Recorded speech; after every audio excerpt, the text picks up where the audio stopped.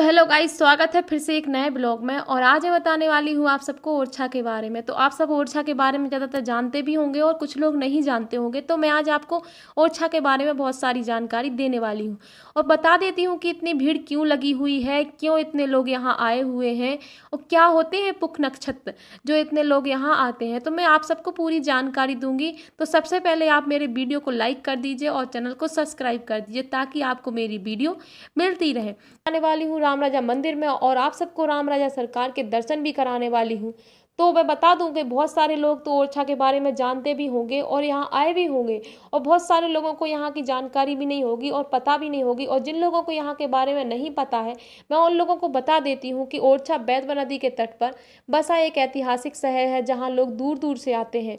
और बताया जाता है कि ओरछा की स्थापना जो कि 16वीं शताब्दी में बुंदेला राजपूत सरदार रुद्र प्रताप द्वारा की गई थी।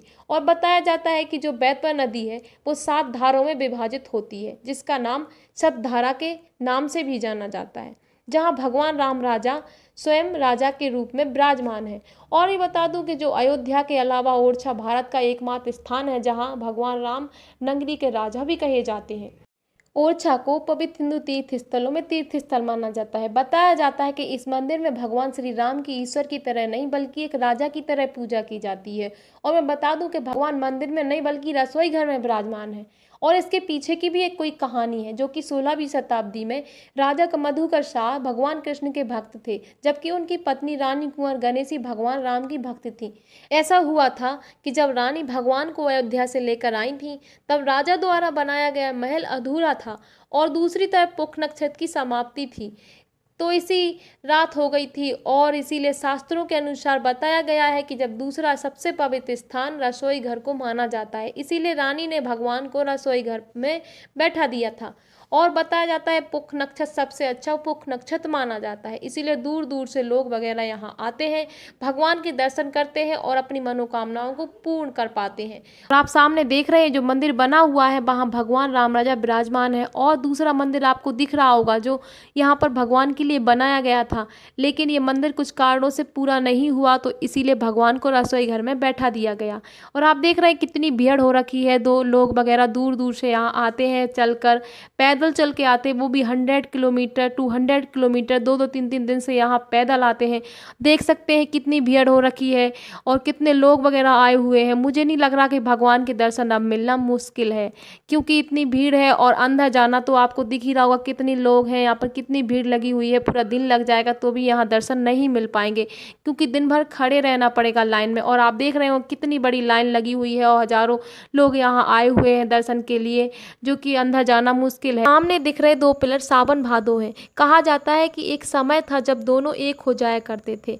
बताया जाता है कि अंडरग्राउंड में कोई टनल थी आराम करने की जगह जहाँ पानी भरा जाता था। इन पिलरों से वहाँ हवा जाया करती थी जिससे वो पूरा एरिया ठंडा रहा करता था।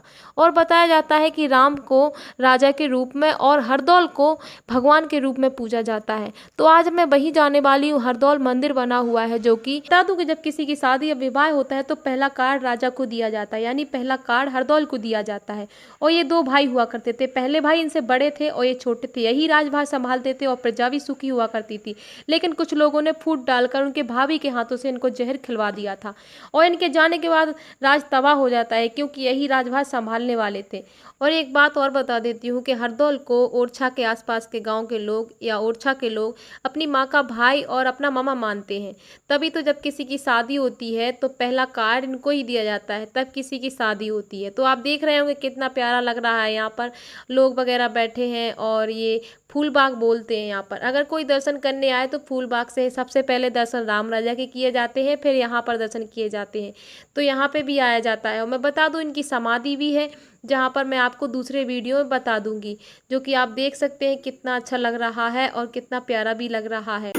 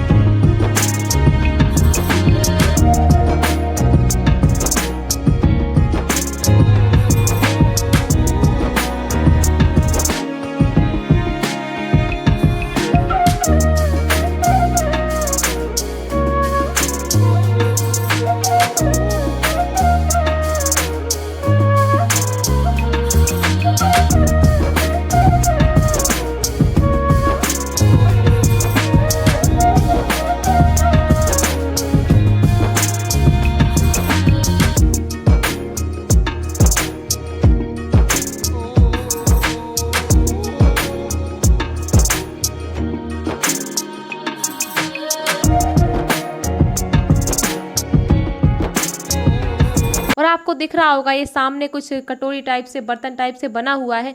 बताया जाता है कि पहले राजा हुआ करते थे, वो इसमें खाना खाते थे। यहाँ कुछ औरतें और लोग खड़े हुए थे तो वो बोल रहे थे कि इसमें खाना खाते थे क्योंकि ये उनका राजा का बर्तन हुआ करता था। और ये सीमेंट से बना हुआ है जो कि काफ़ी बड़ा है, जो कि दिख रहा होगा आपको। और बोल रहे हैं कि इतने बड़े बर्तन हुआ करते थे जो कि इसमें खाना खाते थे, और ये मंदिर बना हुआ है जो उनका घर हुआ करता था। तो अभी देख सकते हैं मैं यहाँ घूम रही हूँ, अभी थोड़ी देर में मैं जाने वाली हूँ और भी चीज़ें दिखाऊंगी। यहाँ पर काफ़ी भीड़ है और देख सकते हैं कितने सारे लोग आते हैं। यहाँ बगीचे वगैरह बने हुए हैं तो यहाँ सेल्फी वगैरह खींचते हैं, वीडियो बनाते हैं, और दूर दूर से टूरिस्ट वगैरह भी आते हैं। तो काफ़ी अच्छा लगता है यहाँ पर और बहुत प्यारा लगता है। तो आप देख रहे होंगे यहाँ पर जो कितने प्यारे प्यारे महल बने हुए हैं, और ऐसे भी कई महल हैं जो कि आपको मैं दूसरे वीडियो में दिखाऊंगी। कितना प्यारा लग रहा है यहाँ पर, और मैं अभी जाती हूँ और भी चीज़ें दिखा देती हूँ।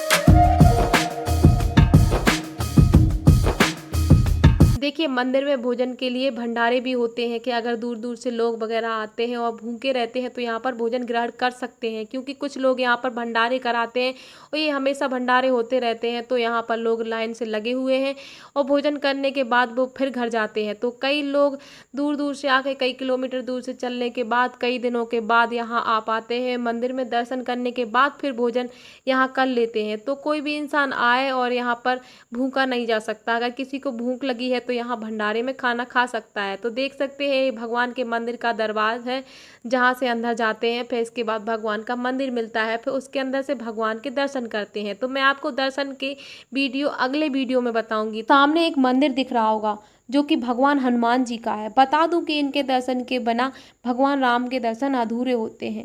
बताया जाता है कि भगवान राम दिन में ओरछा में रहते हैं और रात में अयोध्या चले जाते हैं, इसीलिए हनुमान जी भी दिन में ओरछा में रहते हैं और रात में अयोध्या चले जाते हैं। और आप देख सकते हैं यहाँ पर कितना प्यारा लग रहा है, और ये प्यारा ओरछा है जो कि आप कहीं से भी हो तो यहाँ आ सकते हैं, दर्शन कर सकते हैं। और देखिए ये बेतवा नदी है, इसको सप्तधारा के नाम से भी जाना जाता है। और देखिए अभी बारिश नहीं हुआ करती थी, तब इसका पानी बहुत नीचे हुआ करता था। देखिए अब बारिश होने के कारण पूरा कंचना घाट डूब गया है। और देख सकते हैं यहाँ पर शूटिंग भी हुई है, जो कि स्त्री पिक्चर की भी शूटिंग हुई थी, वो भी यहाँ ओरछा में हुई थी, जो कि कंचना घाट पर।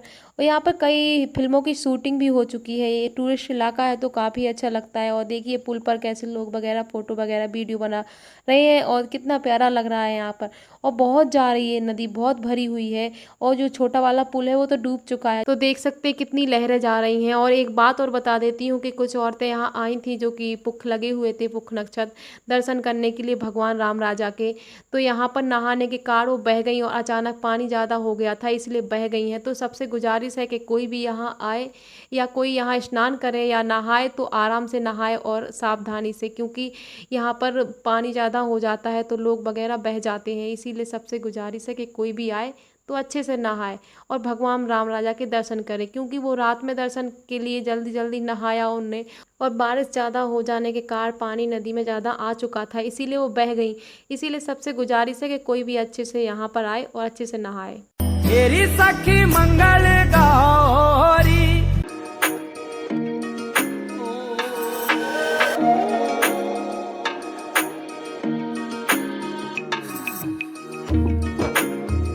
धरती अंबर सजौरी।